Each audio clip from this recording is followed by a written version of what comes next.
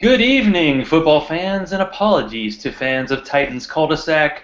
We are truthful, we are Titans. Likely not to be the 2014 slogan. Let's tell a story tonight. We have a couple living next door, and when we moved into our house, the girlfriend spent a lot of time there. She was in the yard, doing work, as they say, mowing, edging, raking, leaf blowing, and that was what my wife called sweat equity. I wanted to emphasize that my wife used that term because, as the pale and male member of this podcast, don't want to go down the patriarchy path too much, except when we talk about football. So anyway, when it comes to your fantasy teams, you have to put in the work. Eventually, she got the ring, and you too can get the trophy or the money because we agree that playing for a fantasy football championship ring is a little weird. Championship belt? That's totally cool. I think championship kegger. Kegger. Wow. that's see, there you go. So you can find one of the many fantastic subscription fantasy sites and drown yourself in content, take an app, pick whoever's on those lists. But to truly become champion, to win your league on your terms and possibly make a few bucks off the endeavor, which you can use for a nice dinner with your significant other or even a vacation that's gasp football free, you have to get in there and get your hands dirty. You will figure out how much it stings when you draft Ryan Matthews for real instead of having him as a number on your cheat sheet. Try different strategies. Go against the grain or stay with the grain, hopefully whole grain because you're American, and see what you do in reality. So tonight, we're going to talk about the Titans' defensive backfield, whether they can survive the post-Alteron era, and if Crush Boy is going to do more good than harm for the franchise. We'll talk about Andre Johnson's potential departure from Houston and the NFL Top 100 because it happened to be on the TV while I was at the dentist this morning. We can discuss our fantasy leagues because it's all about us and what strategies we've tried so far. So, Sharona, what was it like chatting and hanging out with other people last night? How did it feel?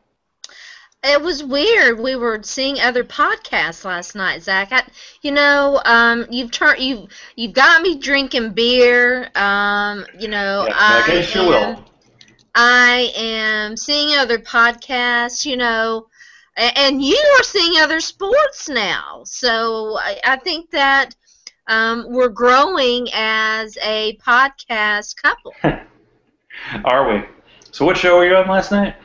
I was on the Wednesday night with NFL Female podcast. I like that. So you had like girls' night and I had guys' night. It was girls' night. It was the exact same thing. So it was great. Yeah, it definitely was all girls, and we talked Titans and Giants and some hot topics like putting a skirt on the kicker where you can't touch him anymore either, like Tom Brady. Right. Yeah, and we talked about that and some other things. We talked about Josh Gordon, and yeah, it was fun. My girls are smart women. Don't mess with them. Don't mess with them. Tonight we have the Kona Big Wave Golden Ale. Oh, yeah. This is my starter beer. See, I was on with the Asylum Fantasy crew. The two Ricks, I for a while I didn't know that they were both named Rick, so it was a little confusing who was who. Oh, yeah? But, yeah, we did pretty much the same thing. It was a very quick 30 minutes talking about the AFC South, despite the not so great fantasy outlook for the division, and a little bit of beer talk. Yeah. We have a bet. So in November 17th, I wouldn't know the date if they didn't tell me. Titans are hosting the Steelers. They're Steelers fans.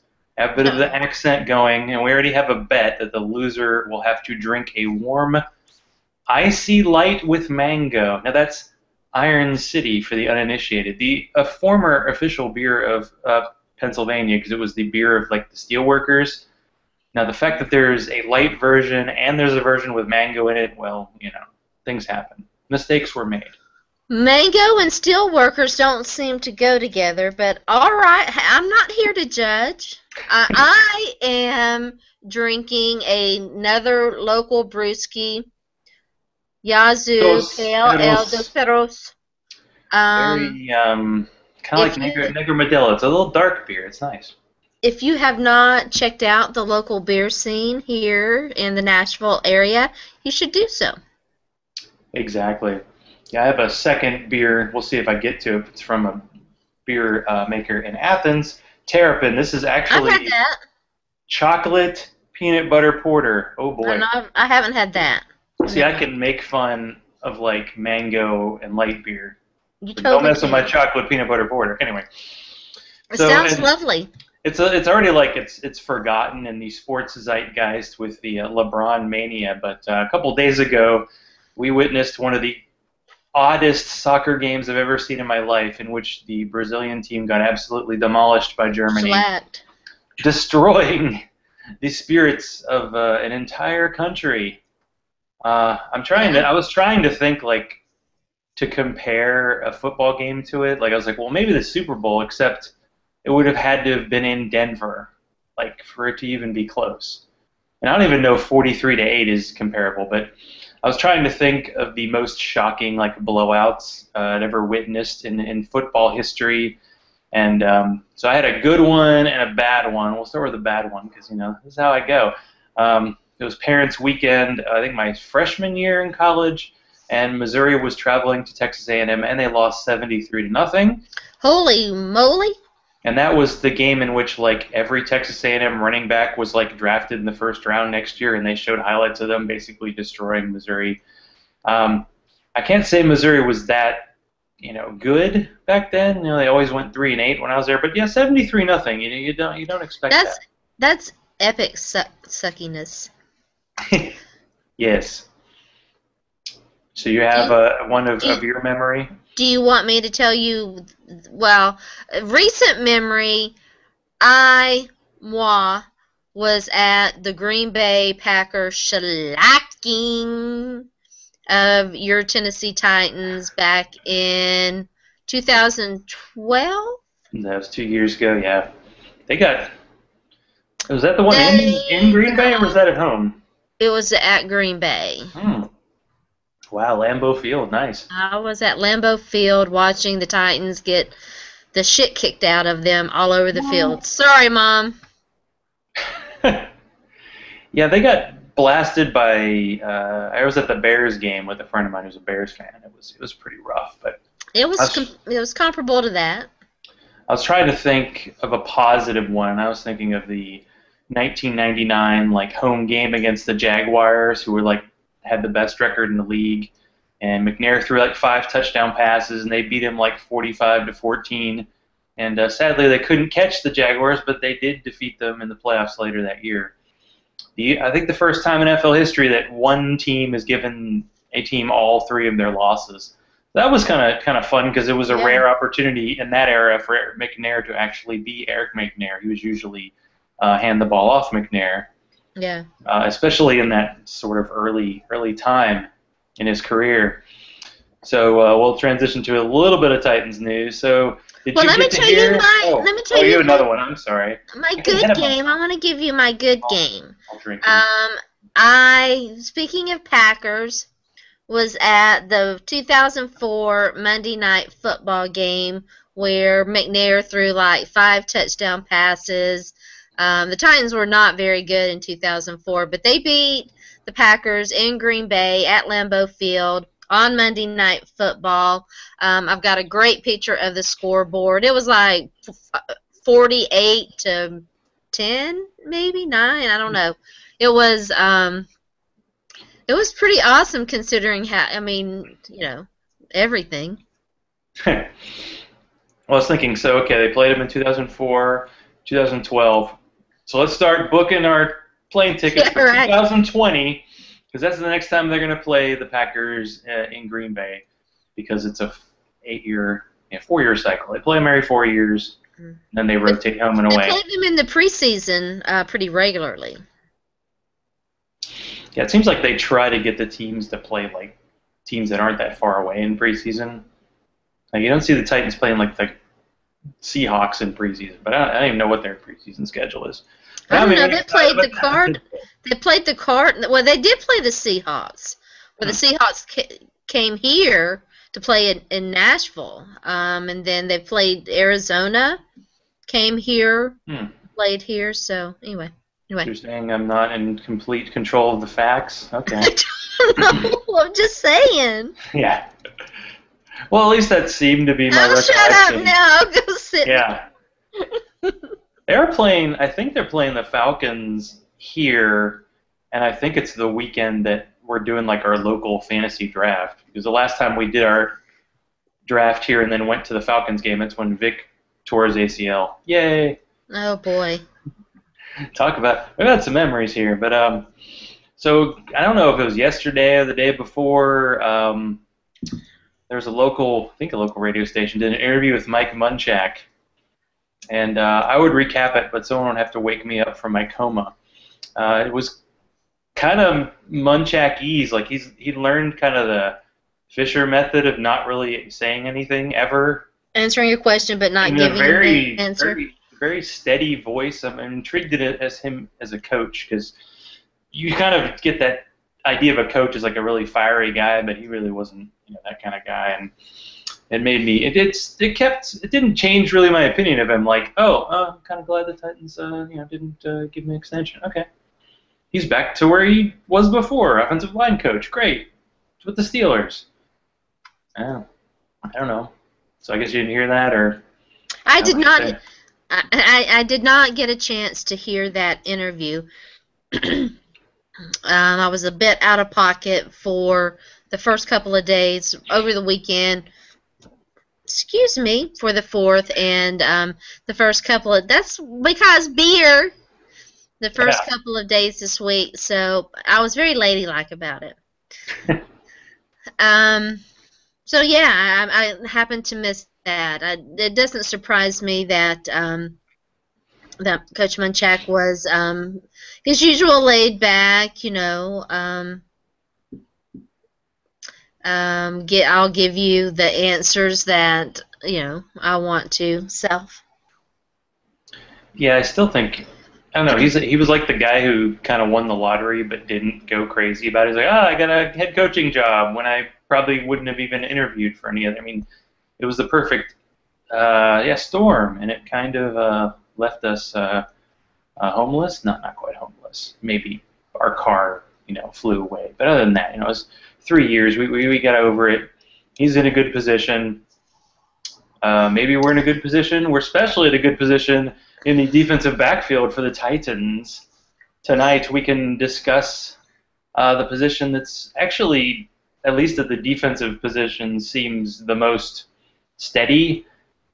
Maybe because we're not sure how they're going to deploy the secondary, but they have 3 returning starters, which is good.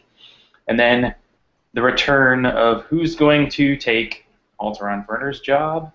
We're going to go through the They're alphabet. right apart like 3 or 4. We're switching from the only Alteron in NFL history, and we have the only Bleedy in NFL history. I'm just going to guess that that's the case. Maybe not the only Cody in NFL history. Yeah, these are intimidating names we like to throw out there. So yeah, Definitely not the only Sensabaugh, because we know his cousin Gerald played.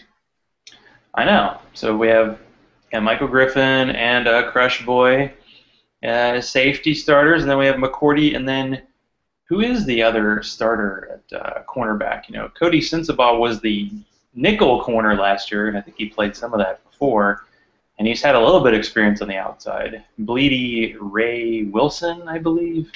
Bleedy Ray, I just like that name. He might be the guy. He was a third-round pick last year, and I really think they drafted him thinking Werner was going to go. Either they didn't like him.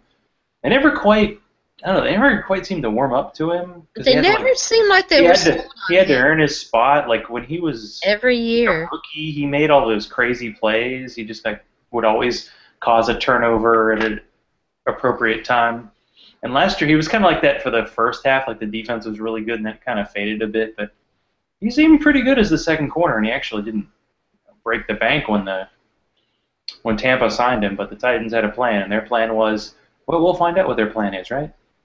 Yeah, I guess their plan is to let Tommy Campbell, Cody Sensabaugh, Bleedy Ray Wilson, Khalid Wooten, and possibly Marcuston Huff compete for the two spots because I said I just wrote an article about Marcuston Huff, and I said that I expected Cody Sensabaugh to win the right cornerback position and to leave the nickelback slot corner position open for someone else. I mean, you could interchange Bleedy Ray, the guy that I call BW3.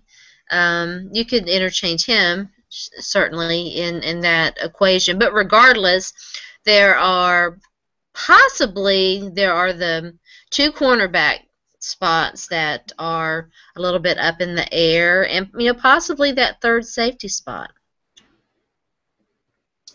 That's true. So you're not. I just like to call Tommy Campbell. It's a term I use in fantasy. It's called the comatose sleeper, as in I don't know. I feel like it's been 2 or 3 years where it's like you got this really athletic guy who played at a small school in the 7th round. You're thinking maybe he's the next Cortland Finnegan, and he had that touchdown on a kick return, that like reverse pass thing they did, and he's really fast. But they tried to throw him that job last year, and he just said no, thank you. I remember being burned by a receiver. I think Braylon Edwards, who didn't even make the Seahawks team, just burned him, and he struggled.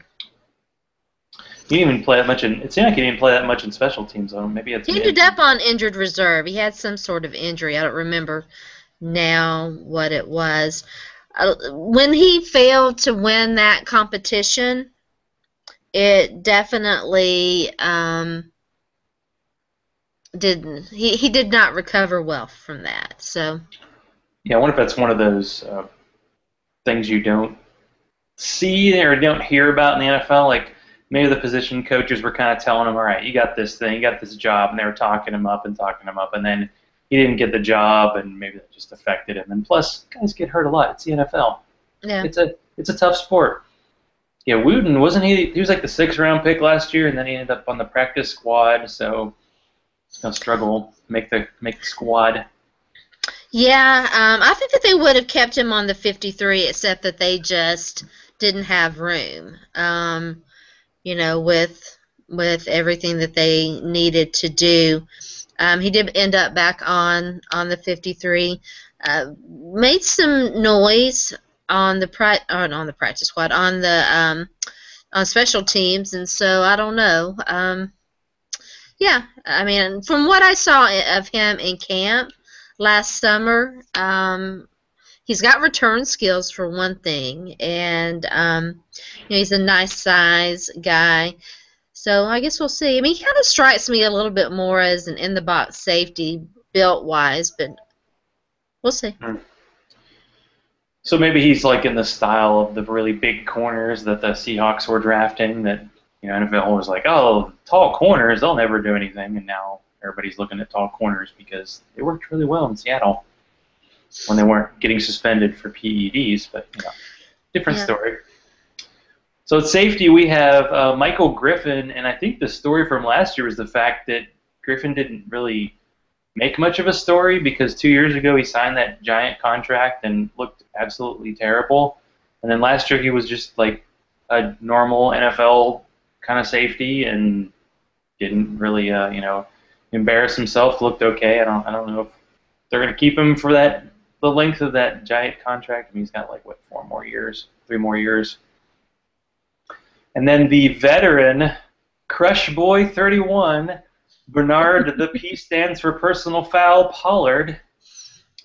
And our third safety at the moment, George Wilson, who was, when he was originally signed, looked like he was going to be the strong safety. Then they signed Pollard. And I really liked that move because it gave him competition and gave him veteran leadership. Mm-hmm. Like I said before, Delaney Walker gave him that leadership on the offensive side, and Pollard was their leader on the defensive side. He does make plays. Like you see him at first, you're like, oh, he's in a box guy. All he does is injure Patriots.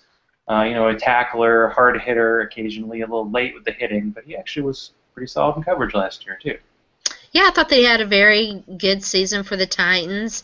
Had that brought a mentality to that defense that it needed. I think George Wilson in his own way provided some veteran leadership as well. So having both those guys, and they're totally different personalities, and I think that that's good to have both those types of veterans in the in in the training room and the film room. So yeah, I think that it looks like the safety position is largely decided, but with it being a new coaching staff, I think that it's safe to say that everybody's going to have to earn their jobs, even though the coaches may have a good idea who they would like to see in their starting lineup.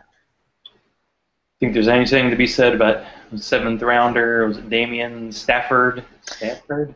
Yeah, we really haven't seen enough of him to know. Right, I got his name. Yay.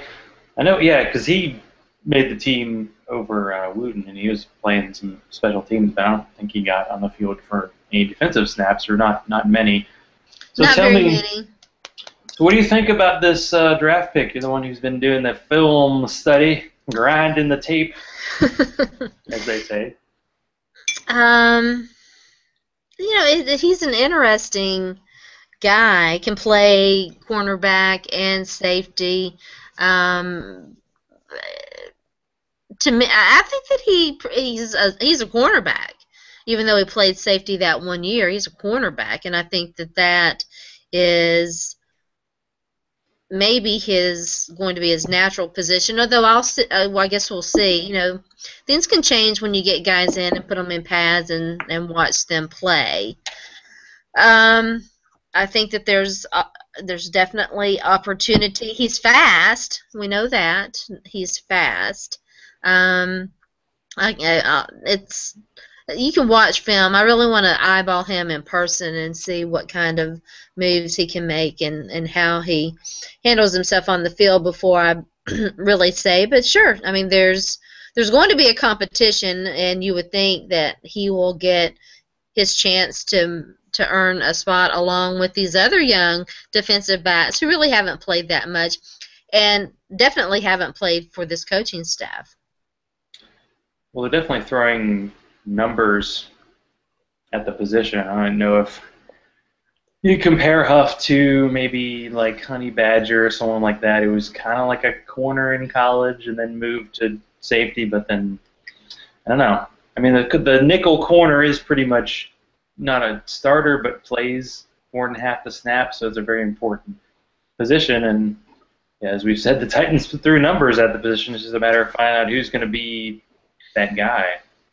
They've always thrown numbers at the position. If you get an opportunity to read the Marcuston Huff article that I wrote, I went back and looked at their history. They've drafted like 34 defensive backs since the Oilers became the Titans, and like 12, I think, were in the 4th round, 10 or 12, something like that. They haven't had a very large success rate there. Well, it's like ever since they drafted that guy at Oklahoma who was really bad, who was like a wide receiver, being converted. They seem to want to go with the late round guys and hope they develop. I mean, Finnegan developed, and McCourty, wasn't he like a 5th rounder? He was a pretty late pick. It's hard for me to say like how good McCourty is, because it seems like because he's just the number one guy, he doesn't get the ball thrown to him very often. You don't hear a lot of talk about him, and he doesn't get a lot of interceptions because the ball just never comes his way. I mean, he obviously didn't make the NFL top 100, but I don't think any Titans did. Yeah, I mean, that wouldn't shock me. The rest of the nation doesn't pay much attention to the Titans. He's by a lot of measurements. Both he and Werner were easily in the top 15 of defensive backs, and at different points they might have actually finished. I can't remember, but I think they both finished in either the top 10 or the top 12. I mean, he's been good, and the Titans were smart. They signed him to an extension. They almost did that year early thing, like kind of what they did with Finnegan, is they signed him before he kind of really broke out. So they kind of made I'd say a relative discount for a guy who's making like $7 million a year, but look at Revis. I mean, he got a $12 million deal, and I think Sherman got like 9. There's a guy from the Packers. He got like 10 million a year. So yeah, if you're a top cornerback, that's a popular position. I remember reading an old it was a Dan Jenkins book. Was like a he was writing about football like in the 70s, and he was talking about how cornerback was like the lowest paid guy on the team, except for maybe kicker. Like just nobody thought that position was that important. Now it has gone up. This isn't the time for you to say happy birthday to Akeem Ayers? Happy birthday, Akeem. It's a Play big year better for this you, year. baby. That's right. Big year for you, baby. You better ball out. You better. You're going to get off Sharona's good list. You better, you better, you better. Mm-hmm. So, any thoughts at all about this whole NFL 100 nonsense? I haven't paid any attention to it. I just saw it because, well, occasionally somebody on Twitter will complain that, like, so-and-so is not high enough on that list. Yeah, I know that there were complaints. I saw the complaints. I'm pretty sure Joe Flacco was, like, number 7 last year, and who was the guy with, like, the kick return in the Super Bowl last year? Jacoby Jones, right, because I had him on my Dynasty League. He sucked. And he was, like, 80th. So, yeah, I was at the dentist, and they have giant screen TVs there. I give them credit. They have direct TV, so I, switched to the NFL Network. I was intrigued because I've watched about 20 minutes of that during the whole off season. I watched that sad Titans Super Bowl video, but other than that, I haven't really paid much attention. And they were talking about the top 100, and it seems like 50 of the top 100, and this is just me ballparking, were quarterbacks. And I would bet out of the top 100, like 75 are offensive guys, just throwing a number out there. Because the focus is definitely on quarterbacks. I was kind of surprised. I mean, I wasn't surprised that Captain Forehead, Peyton Manning, was number 1. And he even did a little interview. It was nice. But Tom Brady was number 3, which kind of surprised me. The cornerstone of your new dynasty team, right? That's right. I was like, I'm not sure. Is the hype for Brady better than his actual play, or just because Gronkowski was hurt and you didn't have any receivers? It's hard to say. Well, they still made the playoffs. Yeah, what are those again? What happens after the season? It just confuses me. Besides drinking and crying, no. It confuses and scares me. Yes, the postseason. Yeah, so you said you finished that Dynasty League you're on that was going for like 20 weeks? Yeah, I think we're finally done. I haven't heard anything lately, so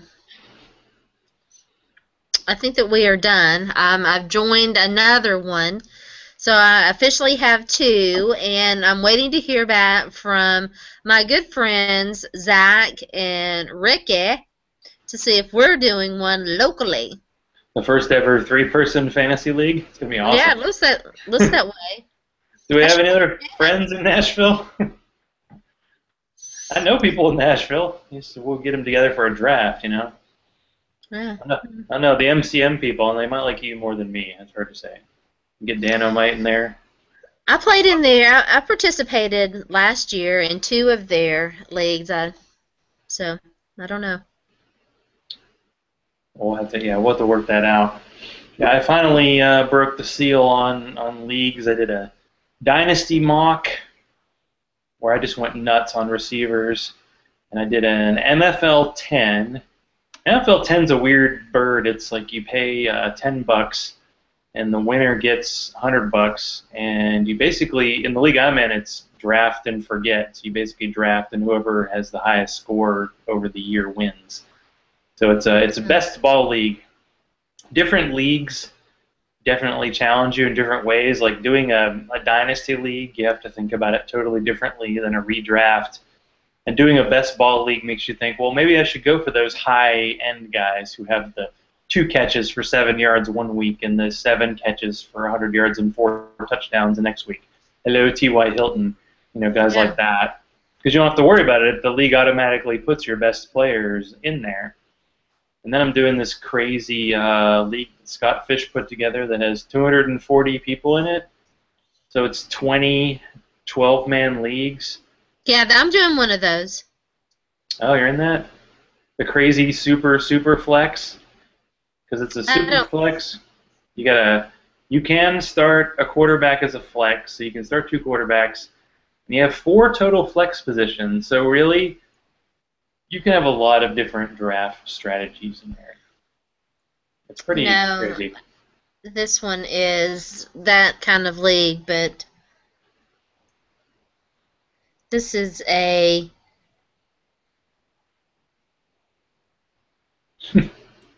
Panthers thing. I'm sorry. Whoops. Panthers thing. Mhm. What's up with you and Panthers? I thought you were a dog person. I am very much a dog person, and I'm surprised that the diva has not made her weekly appearance. It's early yet. We've got some time left. Got both Well, cats you on know, there. I cover the NFC South on my Friday night show, Oh, and so I've come to know some Panthers guys, and they're all awesome. are they all depressed because like they have no receivers or offensive line? Or they're No, okay? they're okay. They're optimistic.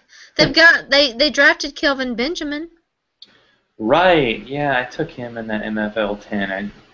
I just have a feeling redraft wise, in terms of like wide receivers, he's a guy who could have a really good year just because he's tall. And they don't So have much Cam else. threw it to him. I know it's weird. They got Jericho Cotchery who had like 10 touchdowns out of nowhere last year. He had 10 touchdowns and still nobody liked him in fantasy, which I think is awesome. I thought that was weird, but yeah, you're right. People still avoided him, and he didn't get much respect. Who get no respect?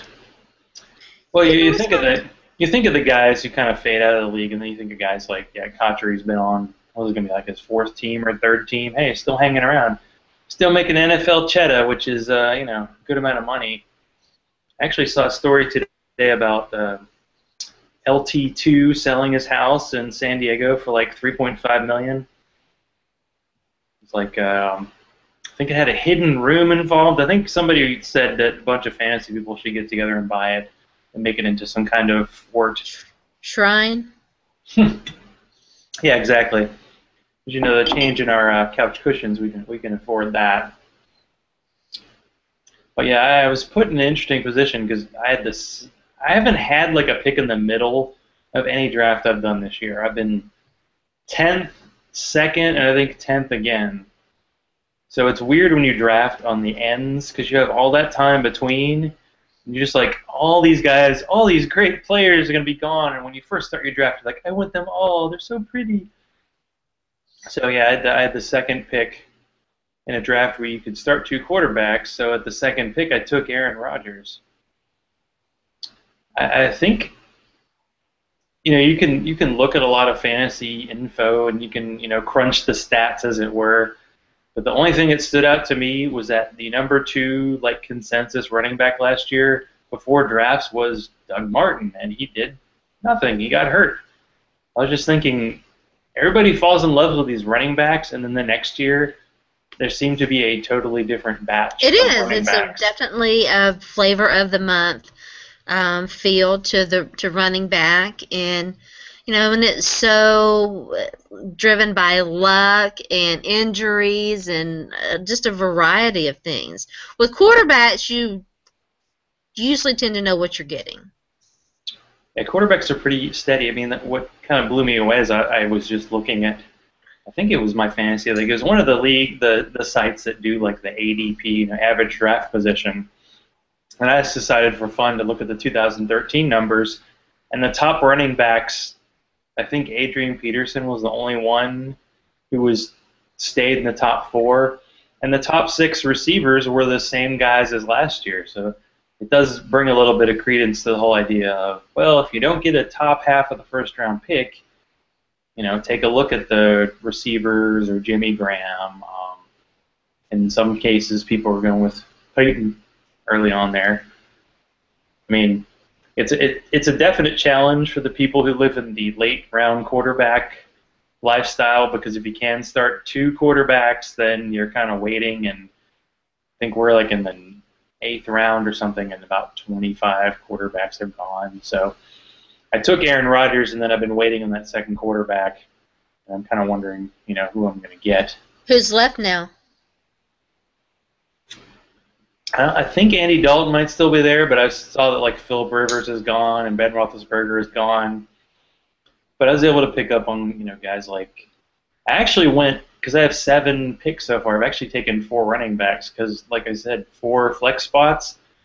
So I have like Monty Ball, and I thought about Ryan Matthews. I couldn't pull the trigger. It was so funny. Even He did 2 okay years last later, year. was it Monty Ball? I can't remember my second guys, but I took Joik Bell, go to the Joik store, and then what's his name? Rashad Jennings. I have Jaweek Bell and I Rashad took him Jennings. as my 4th running back, so now I have 1 quarterback, 4 running backs, a receiver, and a tight end. So I'm going to be really, really going deep for. Who's your receiver? Receivers. I took Jordy Nelson. I think was my 3rd round pick. And because it's weird because quarterbacks are going off the board so quickly, guys are dropping a lot later than they usually go. Do you ascribe to the theory that you should take like you had Aaron Rodgers as your quarterback, take Jordy Nelson to complement that? Some people believe in that, and some people don't. I don't know. I've just heard a lot of talk about how Nelson's going to have a great year, and you just like I was doing these 2 drafts, and I had like my picks were up at the same time, and I really had to like go to the Google Doc I keep and go, wait. This is a different, this is a totally different league. 2 quarterback league versus 1 quarterback league. Different rules for starting positions. You just you get into that dynasty mode sometimes because Jordy's like 28. In the NFL years, he's like 70 years old. But I didn't really think about that.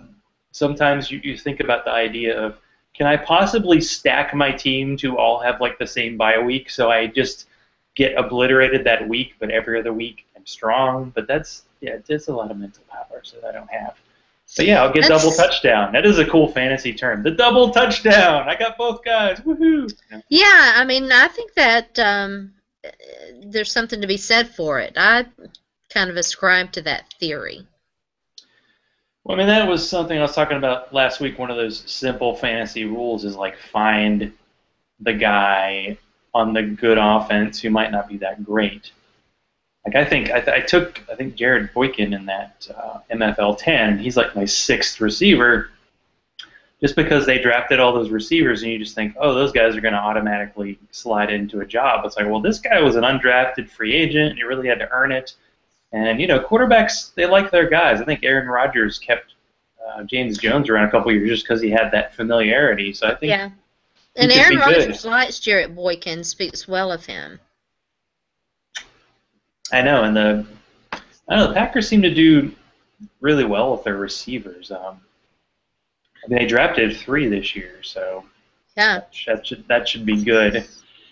But I don't know. It's kind of like the theory I started with regarding these drafts was make your 1st round pick, take whoever you think the best guy is, and then adjust your drafting accordingly. I took 2 running back. I took a running back in the 1st round. So I was like, well, I'll take another running back in the 2nd round, and I have to get receivers. And like in the 3rd and 4th round, I got my dinner with Andre Johnson. And what Victor about Cruz. Andre Johnson? See, it's perfect timing. It's so strange because other than the time he got into that little wrestling match with Cortland Finnegan, you haven't really noticed much about him. The only thing that is strange is he's this huge receiver, and I don't know why. Like when he got drafted, for some reason I had in my mind that he was this small guy, but every time you see him, you're like, he's this huge guy. He is huge. Yet Gary Kubiak only would throw the ball. Like he only had eyes for the tight ends in the red zone. Like he never scores that many touchdowns. I don't even know if he's ever had double digits, but for a guy who's been so quiet and been a team guy, he's been kind of loud lately. He's basically saying he wants to get traded, and it's such a He wants out of Houston. There just doesn't seem to be any doubt whatsoever about that. Well, he just knows like it's a rebuilding team. They don't really have a quarterback. Ryan Fitzpatrick may be okay in a pinch in fantasy, but in real life, we know. You want to ask anybody, ask Titans fans who watched him play last year. He is what he is. He's in that weird like land between halfway between starter and backup. He could be a backup for 10 years if he wanted to, but I think he still wants to be a starter. So I could see how Andre Johnson, who's 33, who's played in two playoff games in his career, and he may have been hurt one of those years. I don't remember, but yeah, he's getting up there. The only thing is, it's really hard to trade old, expensive guys in the NFL. He's like 33, and he's got like a $10 million salary cap hit. Although, in the same way, a lot of teams in the NFL have a ton of cap room, so they could probably trade for him and make some kind of deal, make it work. Yeah, but they're not largely. He wants to go to a contender, and the teams with the cap money are largely not the teams that are going to be contending. I'm Team Dre. I'm all about Andre Johnson. But I don't know what he thinks I don't know. I think it's going to be very hard. The Patriots were the team that sort of kind of made the most, the most sense. I don't know that they can absorb that right now, but they could. The contract can be renegotiated. Yeah, I think the one I heard was Cleveland, because this is like tease and torment Cleveland week. All this Johnny Manziel talk and LeBron talk, and ever since Josh Gordon, and I feel bad for the Cleveland fans just because it seems like every other player who's been suspended for performance-enhancing drugs, we don't hear a thing until they're suspended. But with Josh Gordon, it's like, oh, he got busted, and it looks like it was for pot, and then he had a DUI last week. I swear Marshawn Lynch had a DUI like in 12 years ago, and he's still like pending the case. A good lawyer can suspend that. And as we know from recent Titan history, it seems like Titans have really good DUI lawyers, because those cases almost always got dropped when they actually made it to court. But yeah, it's not looking good for the Clevelands. Now they could use a receiver. Yeah, they're not. It doesn't seem like they're on the verge, as it were. Yeah, I don't know. I mean, I don't know that Andre Johnson wants to go to Cleveland. Has he actually said? I haven't seen. I think he said he wanted to be. He wants to go hang out with Johnny Football. Yeah. Uh-oh. Whatever. What? Well, I did have a brief fanboy moment today. Uh-oh. I heard that. I was a little delayed there for a second. I think I'm back. But Missouri's young up-and-coming starting quarterback, Matty Mock, he's going to be a counselor at the Manning quarterback camp that they do every summer. So I made a joke about him being Baby Manziel, because he's had some incidents in Missouri. He's had some trouble, and he definitely is very much in love with the QB1 label. You take that from like Friday Night Lights. He didn't seem to mind the celebrity, so I mentioned that he was the Baby Manziel, and I hoped that he would avoid the cell phone. Was it the cash cell phone? Like the Johnny Manziel thing, and he actually like favorited my tweet. I'm like, oh, and like for a minute you're like the fanboy. Oh, it's so cool. I got favorited by a person. Oh, he's like 20. Okay, anyway. Now, is that something like it's his last name Mock, like the other Mock that played in? I forget his name. Wasn't he a Titan at one point? The other Mock. You know who I'm talking about? There's one, I think, a guy with like LSU. The Mocks and the Clausens, they're strong. I don't think he's the same family. He was an Ohio quarterback. Is it spelled the same? Do you know? Is it spelled it's M-A-U-X. It's a weird name. He's like Matty, M-A-T-Y, Mock, M-A-U-K. But wasn't the other guy's name Matt Mock? I think it was. Yeah, I think he was at LSU, one of their championship years, and I think he was with the Titans practice squad for a year. I thought so. As far as I know, he's not. Yeah. But who knows? It's possible. Best known for leading the 2003 LSU Tigers. Yeah, LSU was in that time where they'd have like the highly rated, like Ryan Perrilloux, if you remember him. He was like a top rated quarterback, and he just could not get his act together. And it was always the game manager. Who was the guy with the Packers? I think Matt Flynn was with LSU, who always got them to like their national titles. Just hand the ball off to our 7 5-star running backs. Okay, no, but don't worry, Mettenberger's good. Yeah, I was like, I'm really not going to make any more comments on that. But the name Jamarcus Russell did come to mind too. Oh yeah.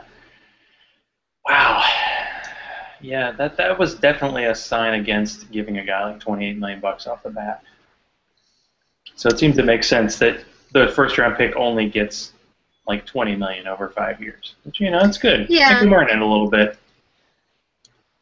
Yeah, with the salary cap going up, you're starting to see teams spend some of that money that it didn't look like they were going to spend. I'm sort of anxious to see how the rookie cap and free agency continues to go, because like the first couple of years you were like, oh boy, the players really got screwed here. You never know. It's almost like the whole fantasy draft theory. You never know how something's going to work until it actually happens. So the fact that now these guys from that 2011 class who are now in that 4th-year option or 5th-year option, and was it 20 guys? They actually got the option.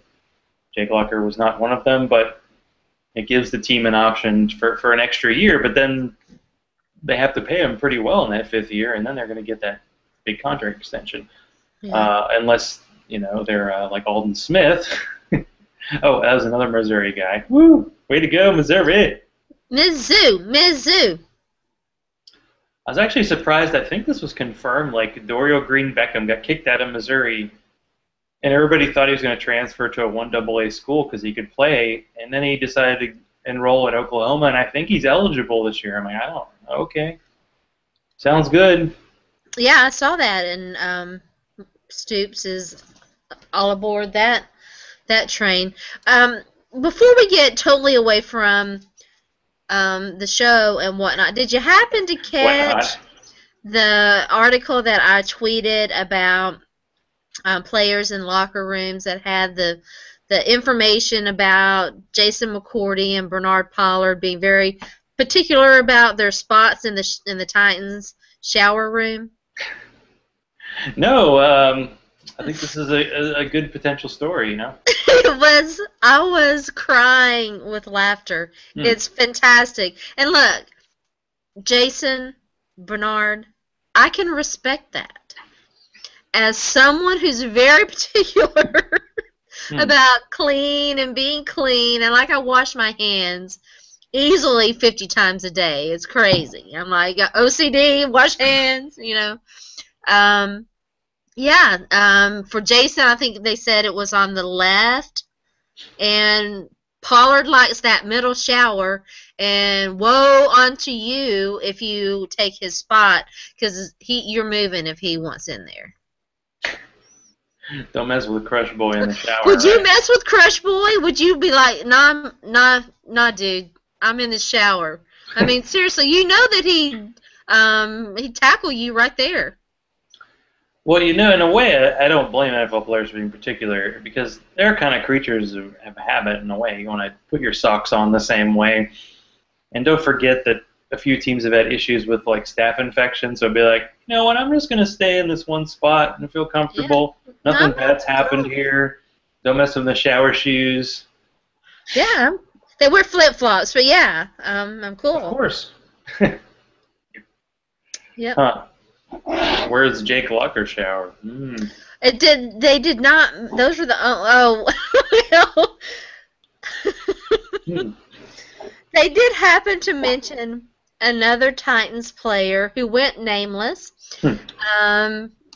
And you'll have to read the article to get any more information, because I don't think that I will start crying with laughter if I have to say it. Was it Delaney Walker? Is he the one who mentioned like the cancers in the locker room? And I think most of those guys have gone, but we didn't really know who they were. We didn't know who they were. I don't know that we'll ever know for sure. Maybe, who knows? One might be a guy named CJ WTFK, CJ perhaps. seems to be very mad at the Titans. Have you caught that, Zach? I feel like he's gotten more humble in his advancing NFL age. He only predicted 1,500 yards this year, and his offensive coordinator is drinking the Kool-Aid. Already said that he's a first ballot Hall of Famer. I'm like, okay. Oh, what? I think it was Marty Mornhinweg as the offensive coordinator with the Jets. He was like, "Oh, Chris Johnson's a first ballot Hall of Famer." I'm like, He didn't have Hall of Fame numbers now. "Yeah, no, he would need to you need about 3 or 4 years of 1,500 yards to consider." It's tough because there's like a Come here. for guys who played in the 80s and 90s without the offenses, they're going to struggle because there's some guys who are putting up some big numbers. Eddie George isn't going to even sniff the Hall of Fame. And whoa, I think we're having some issues. She's fine. Does she have her spot in the shower? She's not a fan of. Okay, you get to go down now. I don't know. No, I don't think so. Not so much. Put a little beer in the water dish. See what happens. She's not a fan of the shower. She'll drink some beer. She likes a little bit, just a little teeny tiny bit of wine. And she likes beer better. Wine is not her favorite thing. I'll tell you what she does like, and it never ceases to crack me up. And that's carrots. It's kind of funny. We are having this influx of yard animals coming through. We have 2 yard cats, and then we have T-Rack, the raccoon, who comes by. Ah. And Allison thought that she would leave some carrots out, and those animals want nothing to do with carrots. They want No way. cat My food. dog would be. She begs for them. It's crazy. I was sitting there eating carrots a little while ago, looking at our podcast stuff and trying to catch up on what I had missed while I went and recreated for a little bit this afternoon. And I was eating some carrots, and she jumped up in my lap and was begging for one. I was like, no, I don't think so, playa. You don't think so? Just once they get one, they want more. She gets treats all the time, and I try not to give her. I try not to give her human food because it's really not good for her. We have one cat who likes coffee, which is kind of odd. That is odd. I had a friend who came by and he had one of those travel mugs, and my cat his head just went right in there. He was like, "All right." He used to like coffee and then angel food cake. I haven't met a dog at all that doesn't like ham sandwiches either. Really? Really? Ham sandwich.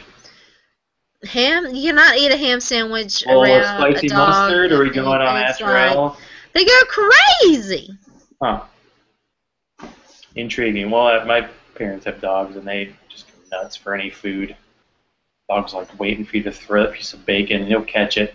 He's no Justin Hunter. He's not dropping it. He's no Delaney Walker. He's catching it 10 out of 10 times. That thing is not in the floor. What? Delaney catches everything. Does he? A lot of stuff. Most Just stuff. about. You have love for him, unlike many others, which is okay, You gotta grab on. I just like to keep it real. Do you think this team has that? Do they need that face of the franchise? I think you mentioned something about that on Twitter earlier today. Yeah, it's been a topic. Do they have one, Zach? Do the Titans currently have a face of the franchise? Well, if it was Chris Johnson, I'm glad that it's not him anymore. Okay, but do they have one currently?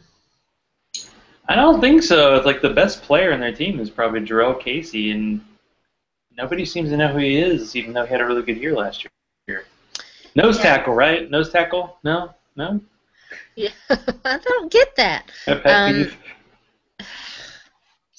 Yeah, and he's such a laid-back guy. He is so laid back, and he has a Twitter. But he doesn't tweet very much at all, and he's pretty low key. Massive arms. I mean, he's got the biggest arms I've ever seen. It's crazy. So yeah. Like Bernard Pollard. I mean, he's like on Twitter all the time. It seems like I've seen him tweet. I don't Yeah. follow enough Titans on Twitter. Is he? I don't know. I mean, I wouldn't argue it too much, but I don't know that he is. Can Kendall Ride and or Justin Hunter, can the wide receivers become the face of the franchise if they can solidify the quarterback position, at least get someone steady in there? Well, there's one thing that it doesn't quite seem like the Titans have been able to do is kind of bridge that gap with the big SEC fans. So Justin Hunter's the Tennessee guy, so maybe Chance Warmack with his truffle shuffle dance, maybe with the gut, he could be a guy that everybody likes. It's usually the quarterback and whoever scores touchdowns, maybe the running back, but I think Sankey will take a back seat unless he does one of those backflips and catches a touchdown pass. That'd be pretty cool. That would be cool. Yeah, we could use a splash play, so to speak. I do not. I mean, I think it's a good question. I don't know. We may not know the answer for a few years. I tend to agree. I don't think there is one. It looked like Jake was on his way to being that guy, and then the injuries sort of derailed that. If he has a big season and, they're able to, they want to, and reach a new deal with him, I think that he can be. I think he can be that guy, but I don't know that will all. I mean, a lot of things have to happen for that to occur. He'd own this town. He'd be wearing Uggs and stuff. He'd be all over the place. He would be, yeah. He's kind of a laid-back guy too, although they say that he can be a little bit fiery in the huddle and on the field. But yeah, I mean, I don't know. We'll see. I think that was the main selling point. Well, not the main, but a main selling point was he was kind of like the anti-Vince Young in some ways as a quarterback. Not going to worry about him off the field. Going to be more of a humble leader and maybe not yell at teammates unless you need to motivate them. Probably, I haven't seen him throw his stuff into the stands. Yeah. All the memories. Doing the Marcuston Huff article, I went back and looked at all the Titans drafts going back to 1999. It was sad in a way.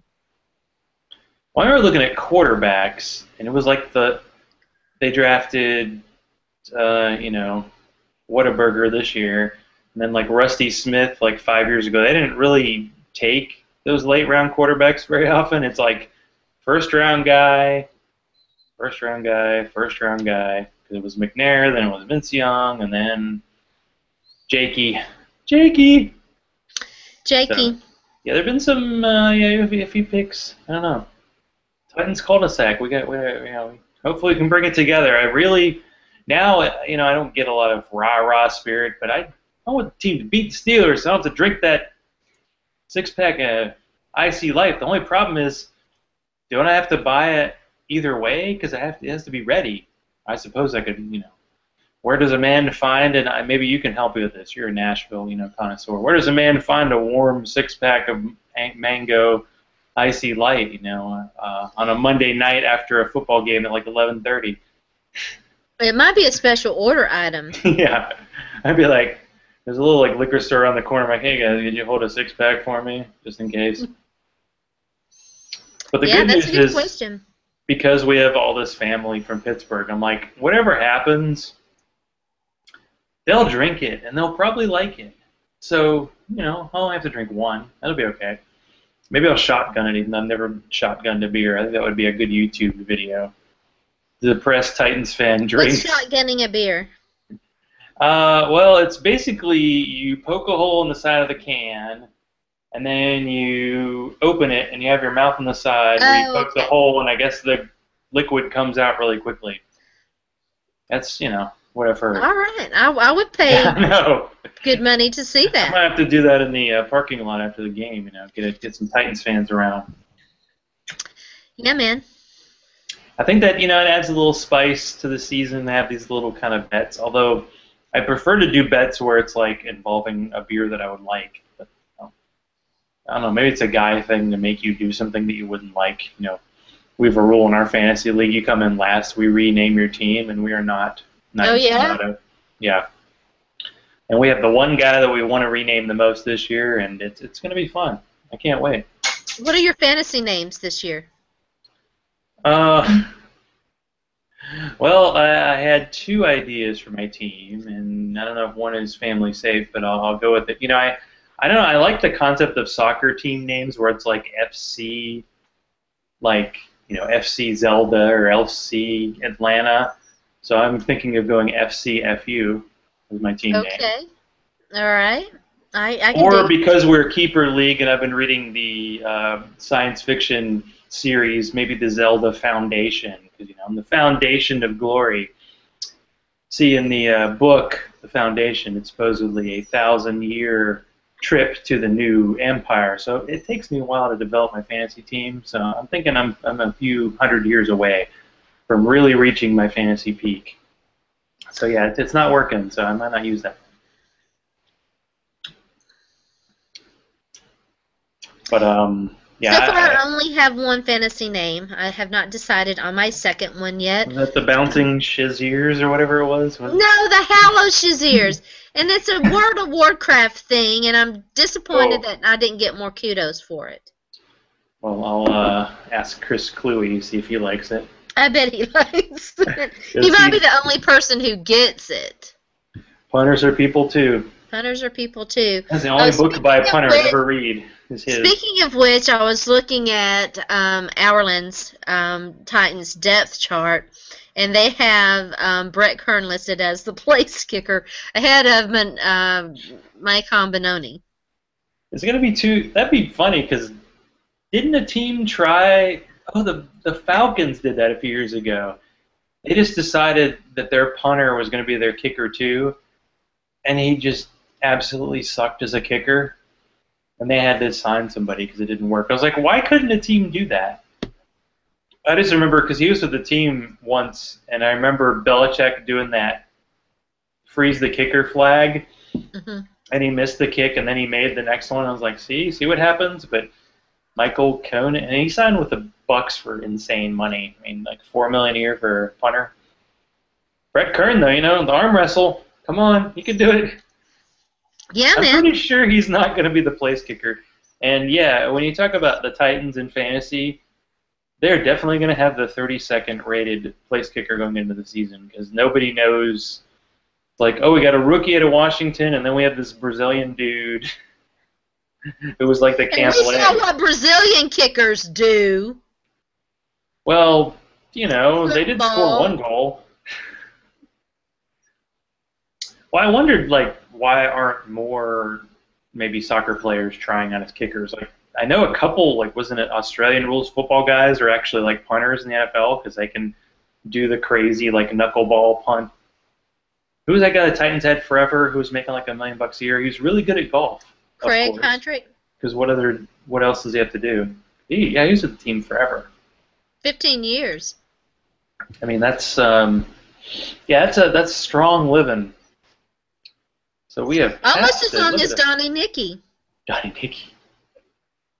Oh, Donnie, I tell you, unless you're a long snapper, it's a tough road in the NFL for a long career.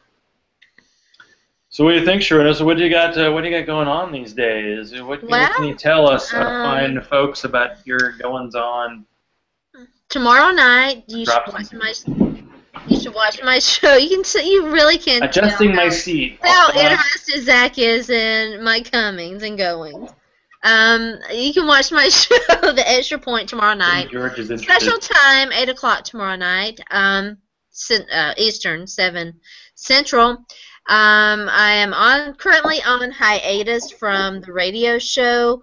We should be back Monday, fingers crossed.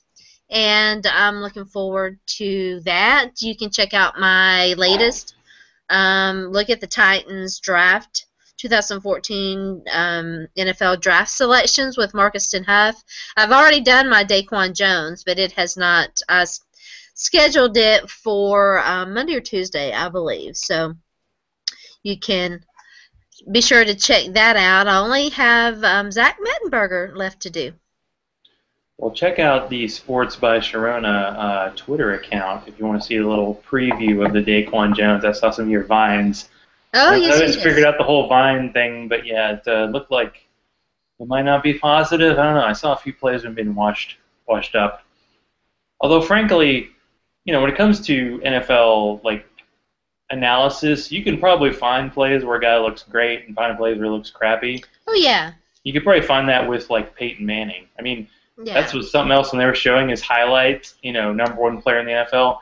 All of his passes are fluttering like crazy. They get there exactly where it's supposed to be, but it's amazing that he can almost not get a spiral going. Yeah, the thing that's frustrating about